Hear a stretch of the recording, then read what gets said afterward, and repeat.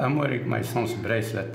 I found it in his room. His son is 30-year-old Abderrahmane Ghanem, an Algerian-Canadian dual national. He's being detained in an infamous Algerian prison. Ghanem is charged with being a member of a terrorist group outside of Algeria. He was last with his family nearly 1 year ago. They had all flown to Algeria.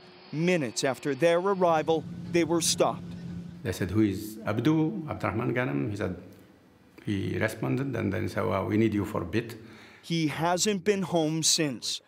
The Ghanem family settled in Calgary in the late 90s. In 2010, Ghanem started hanging out with a group of men at this downtown mosque. He started changing a bit, like he became less talkative, became less active.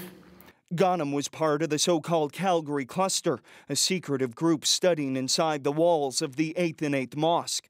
The men in this circle would eventually leave to fight in Syria and Iraq. Most started to leave Canada in late 2012. Ghanem left, spending time in Egypt. He even housed the Gordon brothers, who were members of the study group. They both died fighting in Syria, but both Ghanem's family and lawyers say he never fought. And Algeria's reputation is at stake here. Lawyer Gary Caroline was hired by Ghanem's father. He says despite CSIS agents interviewing Ghanem many times, he's never been charged in Canada. They don't have any evidence against them.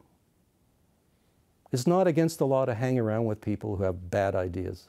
CBC's request for an interview with government officials was declined, but they provided this statement, saying, "Our officials have been active on this case and are engaged with Algerian authorities to ensure that his well-being and rights are protected.